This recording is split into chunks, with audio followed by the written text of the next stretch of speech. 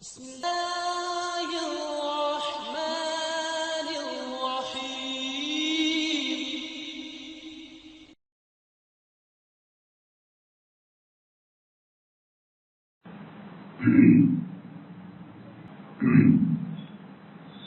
الحمد لله وكفى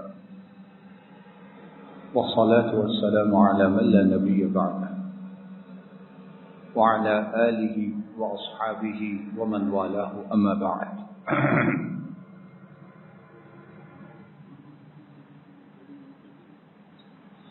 أعوذ بالله من الشيطان الرجيم. بسم الله الرحمن الرحيم. وَلِلَّهِ عَلَى النَّاسِ حِجُّ الْبَيْتِ مَنِ اسْتَطَاعَ إِلَيْهِ سَبِيلًا. اور لوگوں پر اللہ کے لیے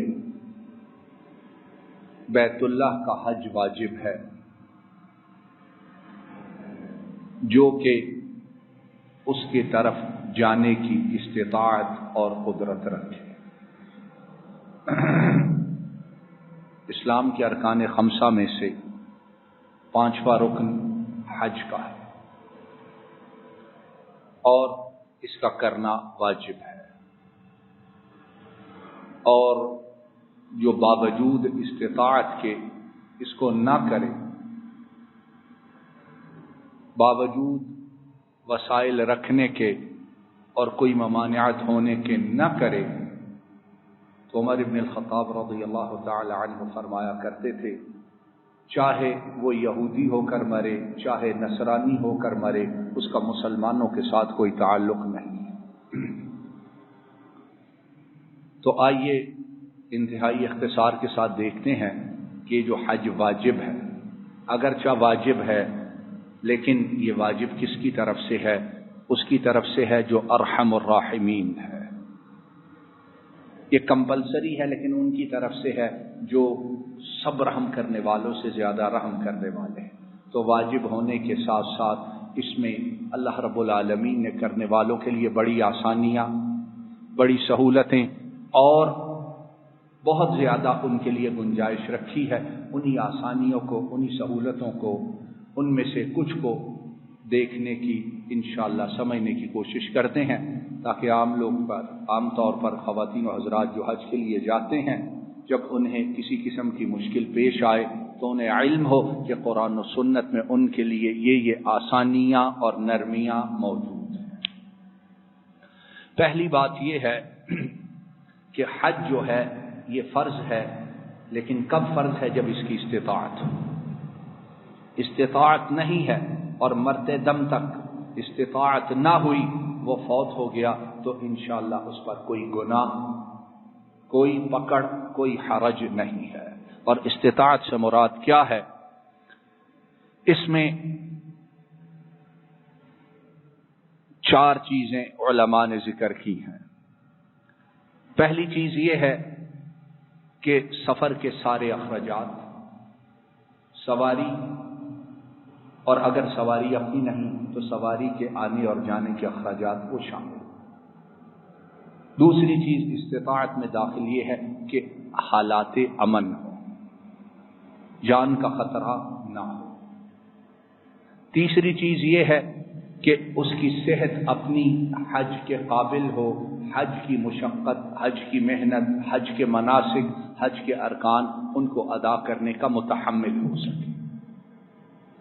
اور استطاعت میں چوتھی بات یہ ہے کہ جن کی اس پر ذمہ داری ہے، اس کی بیوی ہیں، بچے ہیں، بوڑھے والدین ہیں، جن پر شرعی طور پر جو ذمہ دار ہے، ان کا واجب ہے کہ حج پر جانے سے لے کر واپس آنے تک ان کے اخراجات کا سارا بندوبست کر کے جائیں۔ جب یہ چار چیزیں موجود ہیں تو پھر اس پر حج اب واجب ہے، اب حج کی استطاعت اس میں موجود ہے۔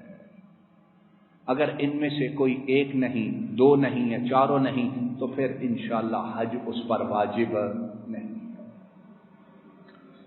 دوسری بات دوسری سہولت، حج جو ہے وہ کو آسان عبادت نہیں ہے، اور جیسے جیسے وقت گزر رہا ہے حج ایک بہت مشکل اور مہنگی عبادت بن رہی ہے، بہت مشکل اور مہنگی عبادت ہو رہی ہے، اور پتہ نہیں آئندہ حالات اور کیا ہوتے باوجود سہولیات کے۔ تو اللہ رب العالمین نماز دن میں 5 بار فرض ہے، روزے ہر سال 29 یا 30 رکھنے، زکوٰۃ ہر سال دینی ہے، لیکن حج وہ ساری عمر میں کتنی بار ہے؟ اور یہ اس بات کی دلیل ہے کہ جس نے ان ارکان کو، اسلام کے ان ارکان کو واجب کیا ہے وہ بڑی حکمت والا ہے۔ اس لیے اگر دین کی دوسری باتوں پر عمل کرتے ہوئے ہمیں تکلیف ہو تو اس چیز کو ضرور دیکھا کریں کہ اس نے انسانیت کا کتنا خیال رکھا ہے۔ چاہے تو ہر سال بھی حج واجب ہو سکتا تھا، 5 سال بعد، لیکن حج ایک ہی بار ہے واجب۔ کیوں؟ اللہ رب العالمین کو علم تھا کہ حج اس کا کرنا کو آسان نہیں ہے۔ نبی کریم صلی اللہ علیہ وسلم آپ کے پاس صحابہ بیٹھے تھے تو آپ نے ارشاد فرمایا، اے لوگو، اللہ رب العالمین نے تم پر حج کو واجب کیا ہے جو حج کی استطاعت رکھے۔ تو ایک صحابی انہوں نے عرض کیا، اکل عام یا رسول اللہ صلی اللہ علیہ وسلم، اے اللہ کے رسول صلی اللہ علیہ وسلم، ہر سال حج کرنا ہے؟ آپ خاموش ہو گئے۔ آپ کیا ہوئے؟ خاموش ہوئے۔ ان صحابی نے 3 بار پوچھا، آپ خاموش رہے۔ تیسری بار آپ نے جواب دیا، لو قلت نعم لوجبت ولما استطعتم۔ اے پوچھنے والے، بار بار مت پوچھ، میں جو خاموش ہوں حکمت کی وجہ سے خاموش ہوں، اور اگر میں نے ایک بار ہاں کہہ دیا، صرف ایک بار، تو تم لوگوں پر حج ہر سال واجب ہو جائے گا، اور پھر تم لوگ ہر سال حج کرنے کی استطاعت نہ رکھو۔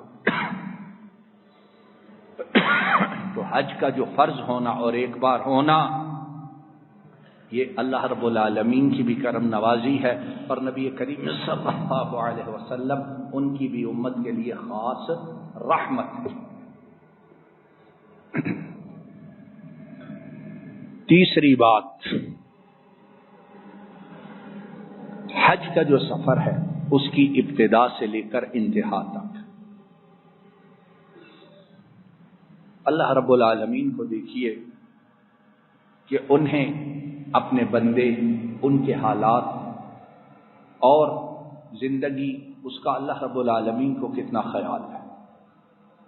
اب حج عبادت ہے، نکلنے سے لے کے واپس آنے تک ساری کی ساری عبادت ہے، لیکن یہ ایسی عبادت ہے کہ آدمی اس میں اپنے فائدے کے لیے، دنیاوی فائدے کے لیے تجارت کر سکتا ہے، لیکن اس طرح تجارت کرے کہ جو حج کے مناسک ہیں، حج کے ارکان ہیں، حج کی عبادات ہیں، ان میں کوئی خلل واقع نہ ہو۔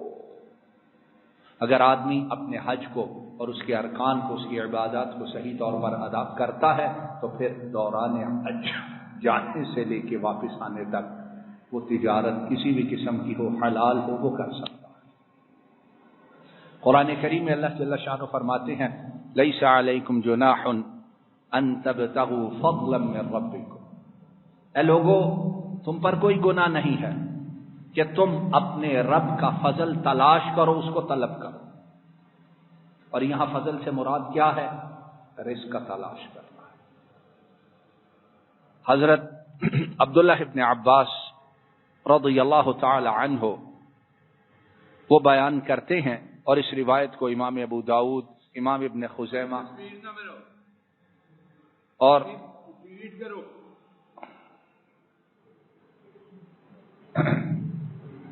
اور امام حاکم تینوں اپنی اپنی کتابوں میں حضرت عبداللہ ابن عباس رضی اللہ تعالی عنہما ان سے یہ روایت لائے ہیں توجہ ساتھی میری طرف رکھیں.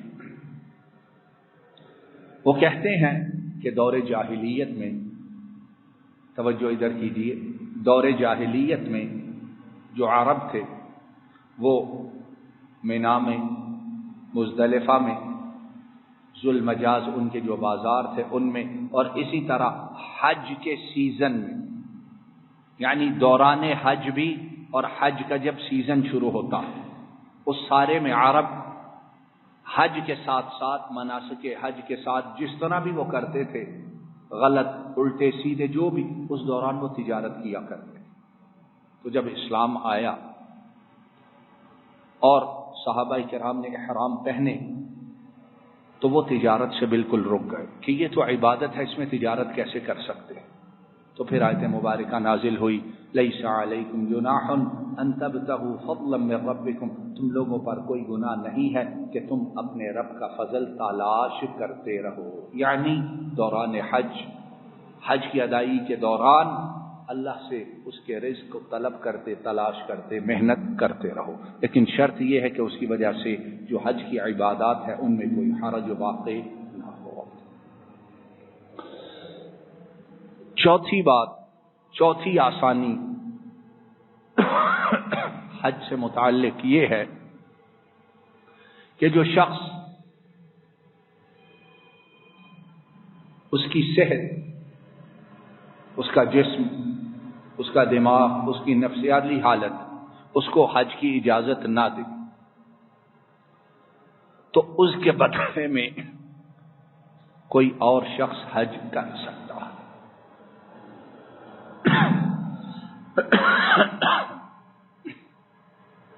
نبی کریم صلی اللہ علیہ وسلم سے متعدد احادیث ہیں، ان سے معلوم ہوتا ہے ایک شخص آیا، اس نے کہا کہ میرے والد بیمار ہیں، وہ حج کی استطاعت نہیں رکھتے،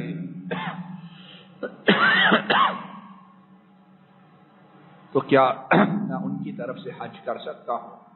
نبی کریم صلی اللہ علیہ وسلم نے فرمایا ہاں، اپنے والد کی طرف سے حج کر سکتے ہو.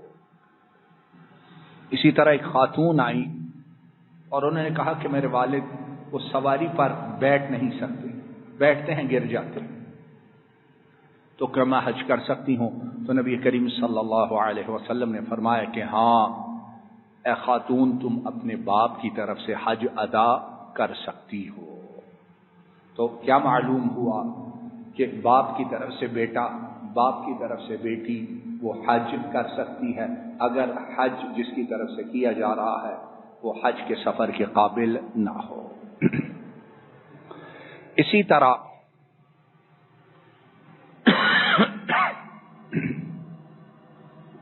اگر کوئی شخص حج کیے بغیر فوت ہو جائے، اور یہاں مراد کون سا ہے؟ وہ حج جو واجب ہے، نفلی حج مراد نہیں. کون سا حج جو واجب ہے جس کی وجہ سے اسلام کا 5واں رکن پورا ہوتا ہے. اگر کوئی شخص، کوئی خاتون فرض حج کیے بغیر فوت ہو جائے تو اس کے بعد اس کے جو ورثاء ہیں وہ اس کی طرف سے حج کر سکتے ہیں، اور یہ بھی نبی کریم صلی اللہ علیہ وسلم کی سنت مبارکہ سے ثابت ہے. اسی طرح اگر کسی مرد نے، کسی خاتون نے حج کی نظر مانی، حج کی نظر مانی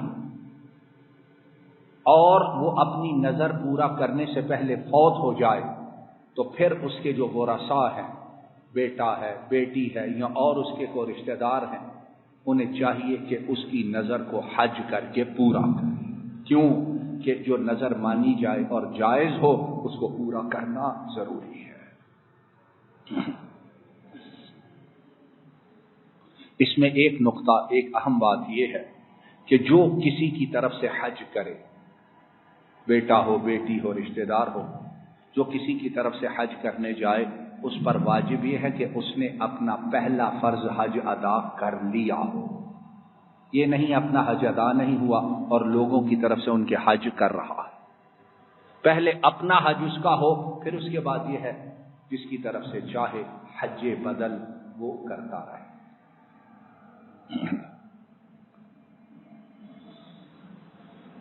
چھٹی بات، اور اس کا تعلق احرام کے ساتھ،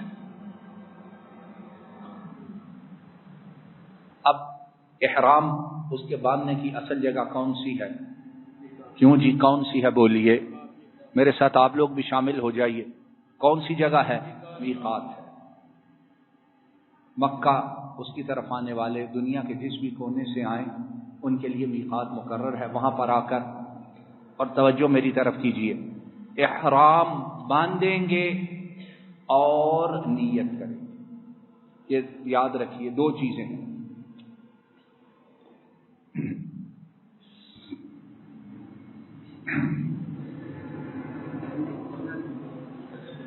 احرام باندھیں گے اور نیت کریں گے، یہ دو علیحدہ علیحدہ چیزیں. احرام باندھنا کیا ہے؟ جسم پہ کپڑے سفید چادریں باندھنا. اور نیت کیا ہے؟ حج اور عمرہ کے موقع پر وہ زبان سے نیت کرنا ہے. اور حج اور عمرہ یہ ایسے مواقع ہیں کہ یہاں پر نبی کریم صلی اللہ علیہ وسلم سے نیت زبان سے کرنا ثابت ہے. ہم لوگ نماز میں نیتیں کرتے ہیں. کیا نیت ہوتی ہے؟ پیچھے اس امام کے، اوپر زمین کے، نیچے آسمان، اور منہ کعبہ شریف کی طرف، اور 4 رکعت نماز اللہ رب العالمین کی. خاص ہو یا غیر خاص ہو، یہ لفظی نبی کریم صلی اللہ علیہ وسلم سے ثابت نہیں. تو اس موقع پر نیت نہیں کرنی ہے، اور جہاں کرنی ہے وہاں بہت سے لوگوں کو اس کا علم ہی نہیں ہوتا ہے کہ کہنا کیا ہے.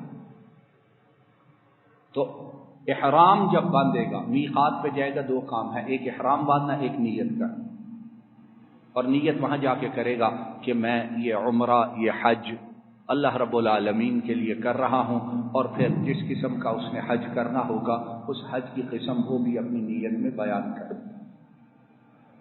لیکن یہ جو احرام باندھنا ہے، یہ جو سفید چادریں پہنی ہیں، ان کے متعلق آسانی یہ ہے کہ یہ آدمی میقات کی بجائے کسی اور جگہ سے، میقات سے پہلے چاہے تو اپنے گھر سے باندھ کے بھی روانہ ہو سکتا ہے.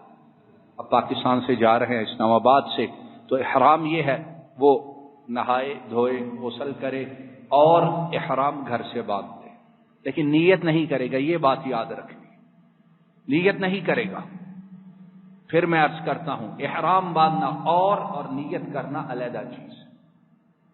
نیت کہاں کرے گا؟ نیت میقات پہ جا کے کرے گا. اس لیے عام طور پہ آدمی جب باہر جاتا ہے تو وہ میقات کے اوپر پہنچتا ہے، اعلان کرتے ہیں میقات آ گیا. اس وقت بعض دفعہ احرام باندھنا، پہننا مشکل ہوتا ہے، اٹھنا. اس لیے آدمی چاہے اپنے گھر سے، ایئرپورٹ سے، جہاں سے اس نے فلائی کرنا ہے، احرام باندھ جائے، لیکن نیت جو ہے وہ میقات کے اوپر جا کر کرے. ایسا کرنا جائز اور نبی کریم صلی اللہ علیہ وسلم سے ثابت ہے. 7ویں بات، وہ لوگ جو میقات اور مکہ مکرمہ کے درمیان رہتے ہیں،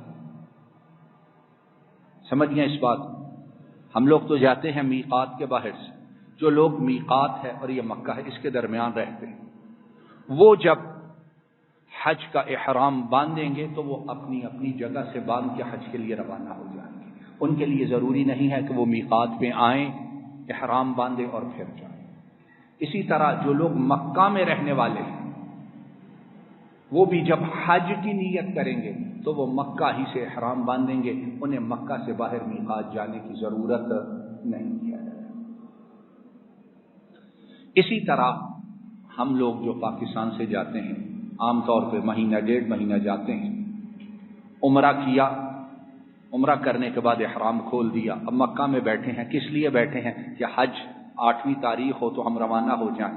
یہ لوگ بھی، ان کے لیے آسانی یہ ہے کہ یہ بھی جب احرام باندھیں گے تو جس جگہ، جس ہوٹل میں جس جگہ رکے ہیں وہیں سے احرام باندھیں گے اور مینا کے لیے روانہ ہو جائیں گے. دوبارہ انہیں میقات آنے کی یا تنعیم جانے کی یا حدود حرم سے باہر جانے کی ضرورت نہیں ہے.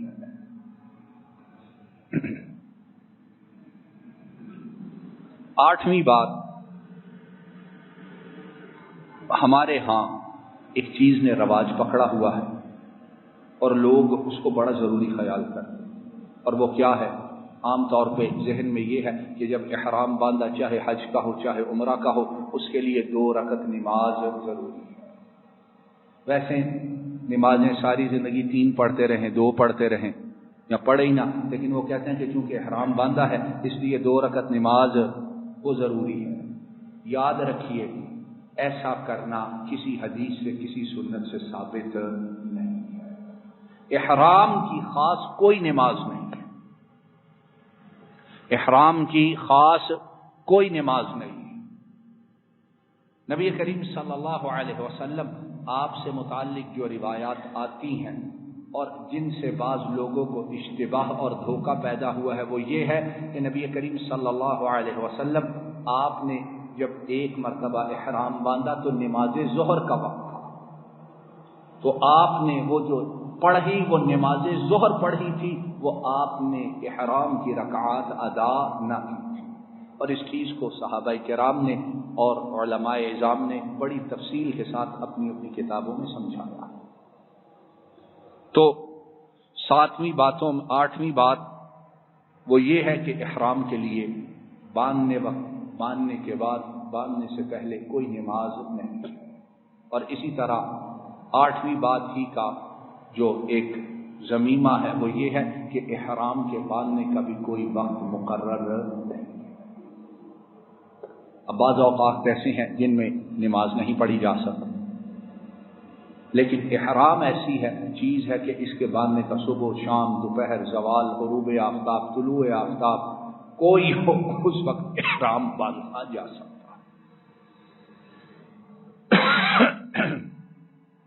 9ویں بات، حج اور عمرہ کرنے والوں کے لیے بہت بڑی سہولت، بہت بڑی آسانی، جس سے بہت سے لوگ غافل ہیں، وہ یہ ہے کہ احرام جب بھی باندھو، اور احرام باندھنے سے مراد یہ ہے جب بھی احرام کی نیت کرو، میقات پر جب نیت کرو تو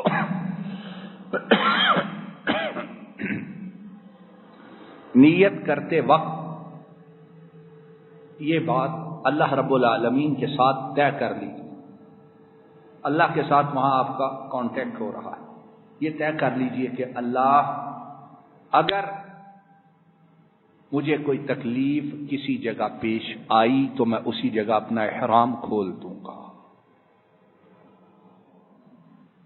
یہ بڑی ضروری بات ہے۔